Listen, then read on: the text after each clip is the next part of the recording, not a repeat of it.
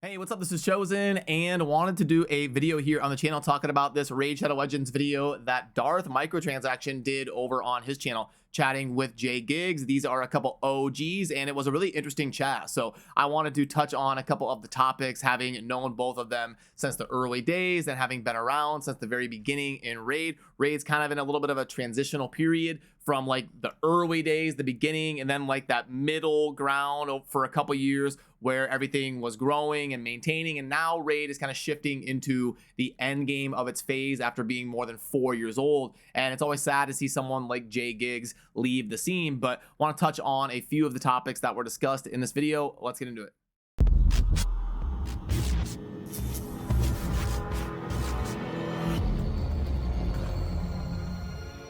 Alrighty, so first of all, I'm going to link to the source material down below, and I'm not going to touch on every single thing they talked about in this video, or it would be 2 hours long if I did that. So definitely recommend checking out the full video. To something to listen to while you're eating dinner or something, because it's a really good chat, and Darth did a really good job of like steel manning the opposite position and asking JGigs some authentic questions, and JGigs did a great job of being honest and giving some genuine opinions based on his very expert level feedback on being in Raid so long. So can't recommend the full video enough. I'll link to it down below. Throw Darth a like and a sub over on his channel. But okay, so it kind of started out with JGigs mentioning a little bit that the start of kind of the downfall of his perception of Plarium was around the Foley Fusion. Now, if you're newer to Raid, the Foley Fusion was kind of like the end of the honeymoon phase probably for Raid. You know, Raid was that new cool kid on the scene. Everybody was trying it. It was the talk of the town.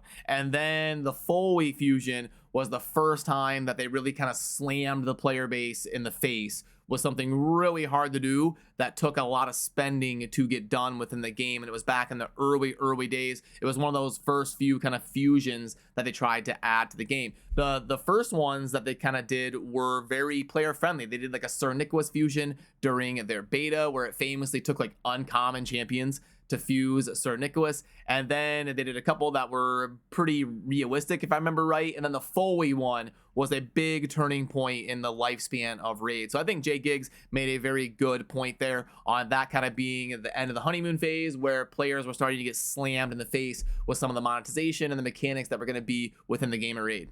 And also, Gigs talked about how it's like way too predictable now. It's not fun when you literally have a summon calendar and you're like, okay, in 2 weeks it's going to be 2x Ancients, and then 2 weeks after that it's going to be Sacreds, and then it's going to be Voids, and we're going to get a 10x that the higher spenders can pull if it's a good enough champion, and we can literally just kind of nonchalantly talk about what every event is going to be in game, and it's just way too predictable to create any hype within the community.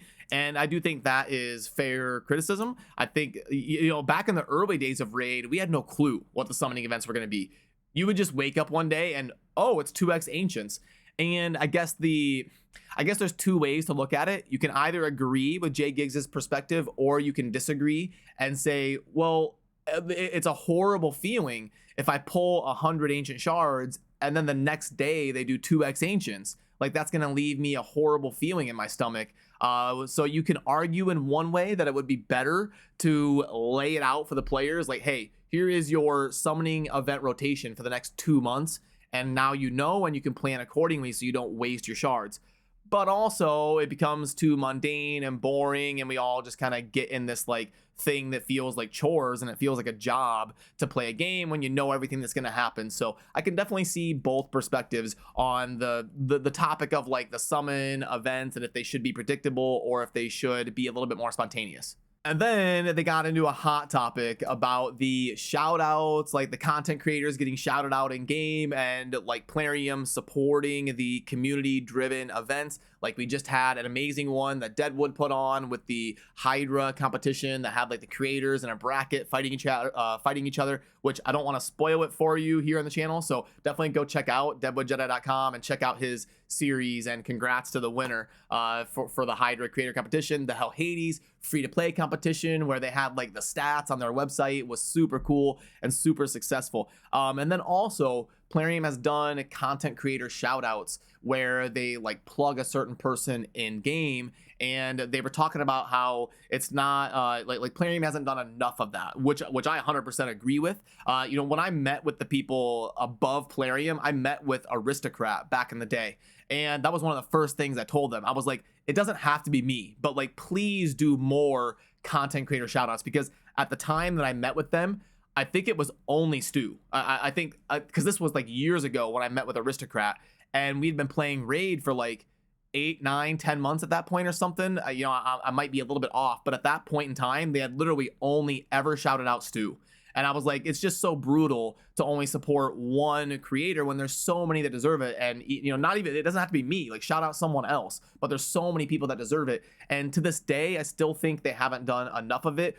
We have seen them at least try. Like, they do the Ultimate Death Knight interviews, and they did shout out some other people. Like, I think they shouted out me in game once, and they've done a few other shout outs for other creators. But in terms of like the big ones, it was probably like Stu and Hell Hades were like those first two big ones within like the first year of Raid. And then they've done like I was part of a shout out for like an Ultimate Death Knight interview, and they've done other stuff like Ash interviewing Cirilla. So they've tried to at least branch out and do it a little bit more than they did in that first year. But I do agree that, you know, when I met with Aristocrat, I kind of compared it to the Blizzard launcher. I was like, look at the Blizzard launcher for like Overwatch and Diablo. They've always got like 2 different creators featured like on the Blizzard launcher every week, where they're linking to their channel and linking to their video and supporting them. So it is a hot topic because you know, it's tough from Plarium's perspective because they don't want to come off like they're playing favorites.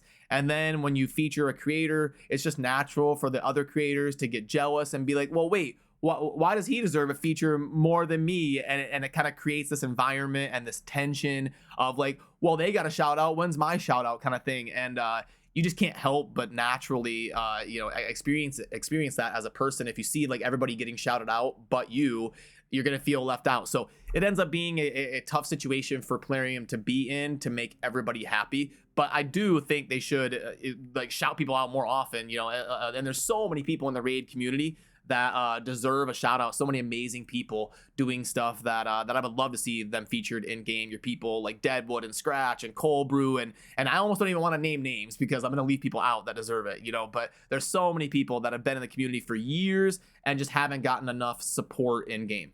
And then I think like Darth asked a really good question about like, what does Raid do right and what does Raid do wrong? And it was really interesting to hear their perspectives on that. You know, for my opinion on that question, I think Raid does 3 things that are absolute best in the industry, and that is visuals, marketing, and dopamine. So what do I mean by that? The visuals of Raid, there's no other game like it. There's no other game even remotely close in the gacha industry that has that same dark fantasy Diablo style graphics. There's 1,000 games that do like the anime, cartoon, whatever type of aesthetic, but there's no game with the dark fantasy Diablo type graphics like Raid, and I think that really enables them to fill a niche in the market. And then also marketing. No other game does it like Raid. Their commercials are funny with high production value. They do lots of really cool things like partnering with Ronda Rousey from the UFC, bringing her into the game, and they've always got something going on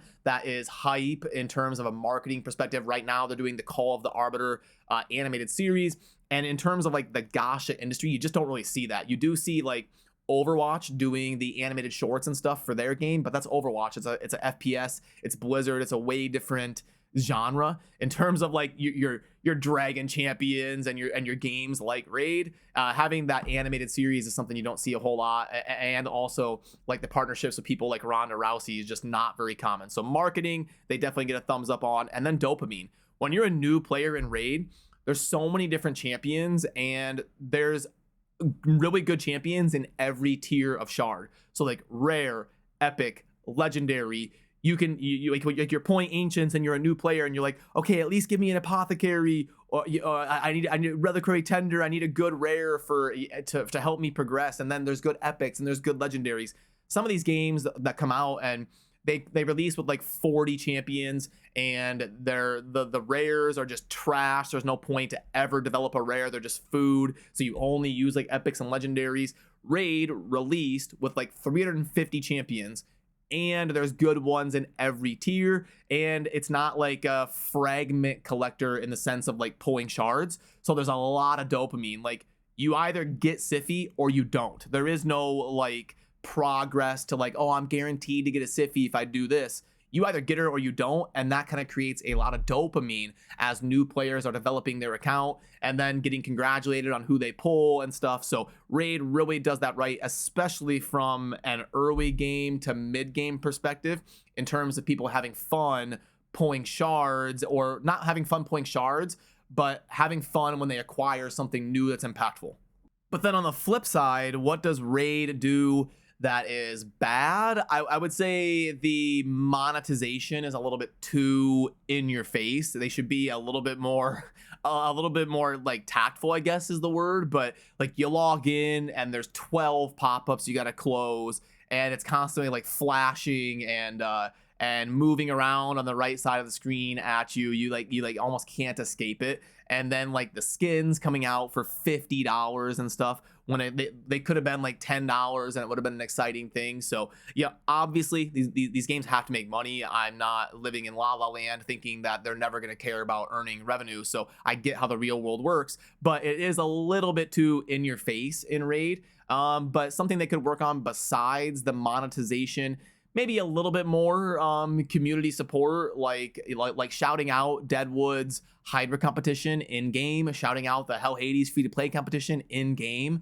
and really working with these stuff. But I will admit that it's a little bit tough on their end, because if they like officially endorse something and then something bad happens in it that's crazy, and then all of a sudden the bosses are like, why are you plugging this in game when we don't have any control over this and we're not able to vet it? So like, there is issues that are going to arise, but I would say that's also another opportunity for Plarium to grow, as kind of embrace some more of these like community events officially in game and like in the launcher, because they end up being really fun things that are very engaging for the community as a whole.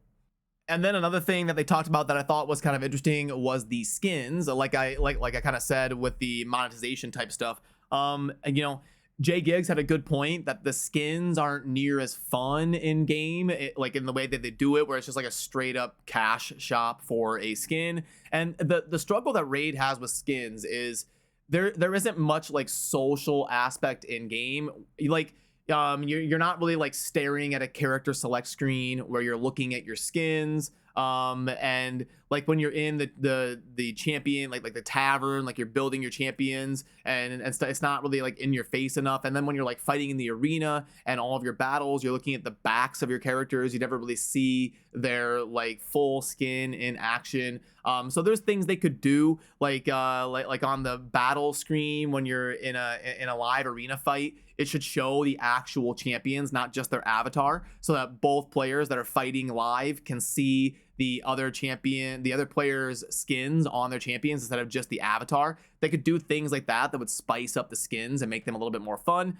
And they could also bring the price point down a little bit. But I will say, in their defense, that developing skins is a lot more expensive than you think it is. It's the skins in Raid are probably costing somewhere between like $5,000 and $20,000, somewhere in there. Like, you would think it's like, oh, it's $200 to make a skin. You're just repainting a character, but it really is a lot more expensive than it seems on the surface. But I would think, I mean, even if a skin's $20,000, I would think they could charge $10 for the skin and turn a profit. You would think Raid's popular enough and big enough and has cool enough aesthetics that people would support the skins, and they could also put them in tournaments and stuff that would get people to buy packs and spend resources, and they could recoup that cost and do something fun that they're adding to the game. I would think. Maybe I'm wrong. Maybe I'm out of my depth there talking about like art development within gamings and stuff like that, but it seems like they could do it a lot better. So I do agree with that criticism. But yeah, I don't want to talk about the whole video that they did. I think it's definitely worth a watch. And there was, a few interesting topics that I wanted to also cover here on my channel over the weekend as we're heading into the next week for Raid. I like to do some of those like discussion and data type videos over the weekend when Plarium's gone and we're all kind of winding down to head into the next week of Raid. So massive shout out to JGigs. It was a blast working with him in the Raid community. He came on my channel for the April Fool's video and interviewed me for a job with Plarium, and JGigs was the Plarium representative interviewing me, and he did a great job. It's always fun to touch base with him, and it was really fun April Fool's video. And I'm working with Darth on all sorts of Diablo stuff, and we're actually going to be hanging out in person in California here in just a few weeks. I'll be chilling with Darth and working on some stuff out there in California for an event that we're going to both be a part of. So yeah, I'm going to link to Darth's video where he interviewed JGigs down below, and head on over there and throw a like on the video and support Darth and his content and JGigs as well. So appreciate all of you. Hope you have a fantastic rest of your day, and I will see you soon in the next video. Peace.